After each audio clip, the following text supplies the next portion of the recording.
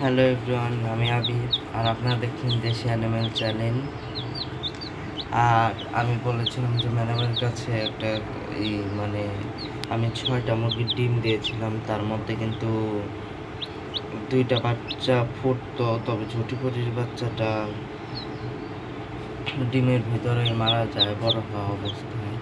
এটার কারণ কি আমি বুঝতে পারিনি, তবে এটা একটা খারাপ বিষয়। তার মধ্যে একটা ভালো বিষয় আছে, আমার যে কালা মুরগি আছে মানে ডায়মন্ড, সেই ডায়মন্ডের একটা বাচ্চা আপাতত আছে আমার কাছে।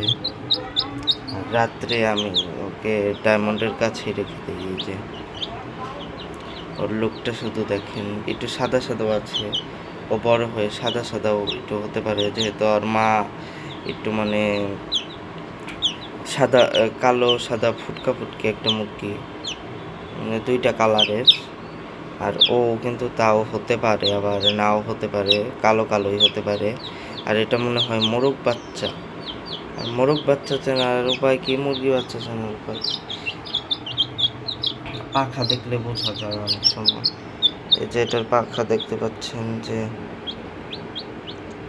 একটা ছোট একটা বড়, এটা হলে যেন কি, আবার এটার আবার পাখা ভালোভাবে চালাইনি, সুচালো ভাব, শুধু ওটার পাখা হয়েছে। আর এটা সুচালো ভাব হলে মনে হয় ওটা মোরগ হয়, আর পাখা পাখা সেটা মুরগি হয়। আর আমার কিন্তু এই যে এই একটা বাচ্চাই ফুটেছে, আর ছোটো করে বাচ্চাটা তো ডিমের ভিতরে মারাই গেছে। আর এটা হলো ম্যাডাম কাদাকনাথ মুরগির বাচ্চা ছিল, সেই ম্যাডামের 10টার মতন বাচ্চা উঠেছে। আমি চ্যানেলে শর্ট ভিডিও দিয়েছি, সেই 10টা বাচ্চার মধ্যে একটা বাচ্চা আমি নিয়ে এসেছি পালন করার জন্য, যেহেতু আমার একটা তো থাকতে যাবে না, তার জন্য আমি যে এখানে আপাতত সেট আপ দিয়েছি। লাইটও মাঝে মধ্যে জ্বালিয়ে দিই, আবার রাত্রে আমি আমার কালো মুরগিকে এখানে এনে দিই, চুপ করে ওর নিচে যায় 2টা থাকে। বাচ্চাগুলো কিন্তু যেই কালারই হোক না কেন খুব কিউট লাগে মুরগির বাচ্চাগুলো। আর আমার মুরগির এটা অনেক বছর পর আমি পালন করতেছি, তার মধ্যে এগুলো এটা প্রথম বাচ্চা, যে এটা আমার কালো মুরগির বাচ্চা। ওদেরকে কিন্তু যে পিটল পোকা খাওয়াই মাঝে মধ্যে, যেন তাড়াতাড়ি বড় হয়, কারণ ওদের কোনো মা নেই, তাই যেন তারা করে বড় হতে পারে তাড়াতাড়ি, তার জন্য আমি পিটল পোকা দিই। আর ওদেরকে এখন পানি দিয়ে দেওয়া লাগবে, যে এখানে পানিতেও বাসি পানি খাচ্ছিল, এখন পানি নিয়ে ওদেরকে দিয়ে দিই। আর ওইদিকে আমি আমার